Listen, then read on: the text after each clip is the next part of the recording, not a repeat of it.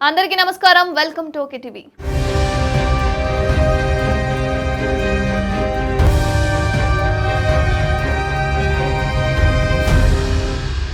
Most wanted criminal Dawood Ibrahim పై విష ప్రయోగం.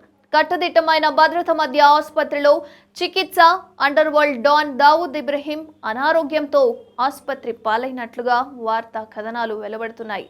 అయితే కట్టుదిట్టమైన భద్రత మధ్య దావూద్ ఇబ్రహీం పాకిస్తాన్లోని కరాచీలో ఓ ఆసుపత్రిలో చికిత్స పొందుతున్నట్లుగా సమాచారం.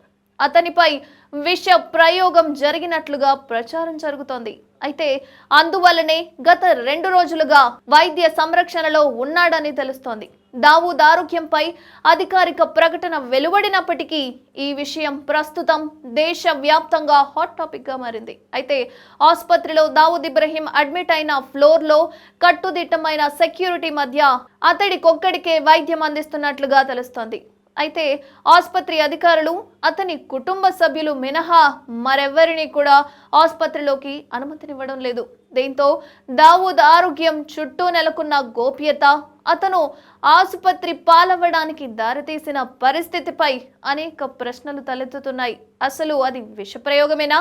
దావూద్ ఆసుపత్రిలో చేరడంపై ముంబై పోలీసులు ఆరా తీస్తున్నారు.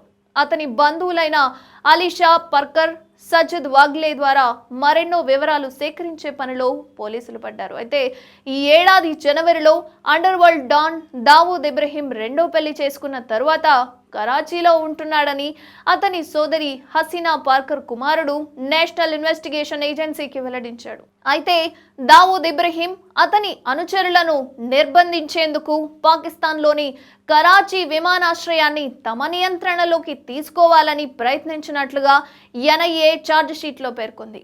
అయితే డిసెంబర్ 26, 1955లో జన్మించిన దావూద్ ఇబ్రహీం ప్రస్తుత వయస్సు 67 సంవత్సరాలు.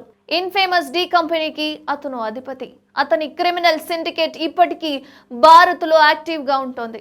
ముఖ్యంగా మాదక ద్రవ్యాల అక్రమ రవాణా, ఆయుధాల స్మగ్లింగ్, నకిలీల వస్తువుల తయారీ వంటి అనేక చట్టవిరుద్ధ కార్యకలాపాల్లో ముంబై కేంద్రంగా చురుగ్గా పనిచేస్తోంది. అల్ ఖైదాతో సహా గ్లోబల్ టెర్రరిస్ట్ గ్రూపులతో డి కంపెనీతో సత్సంబంధాలు ఉన్నట్లుగా గ్లోబల్ టెర్రరిజం ఇండెక్స్ పేర్కొంది. అయితే 1993 ముంబై వరుస పేలుళ్లతో సహా పలు నేరాల కింద భారత ప్రభుత్వం అతని కోసం గాలిస్తోంది. ప్రస్తుతం దావూద్ ఇబ్రహీం పాకిస్తాన్లో నివసిస్తున్నాడు. ఈ విషయాన్ని ఇస్లామాబాద్ ఎన్నో ఏళ్లుగా దాచినా ఇటీవల అంగీకరించింది. పాకిస్తాన్ జాతీయ గూఢచార సంస్థ కమాండోలు కరాచీలో అతనికి భద్రత కల్పిస్తున్నట్లుగా తెలుస్తోంది. ప్రస్తుతం దావూద్ ఇబ్రహీం ఆరోగ్యంపై వస్తున్న ఊహాగానాలు ఎంతవరకు నిజం అనే దానిపై భారత నిషా సంస్థలు దృష్టి పెట్టాయి. ఏది నిజం? దావూద్ పై జరిగిన విష ప్రయోగం నిజమా, అబద్ధమా, లేక కుట్రనా, అందరినీ నమ్మించే ఒక ప్రయత్నమా అన్నది తెలియాల్సి ఉంది. మరిన్ని అప్డేట్స్ కోసం చూస్తూనే ఉండండి ఓకే టీవీ.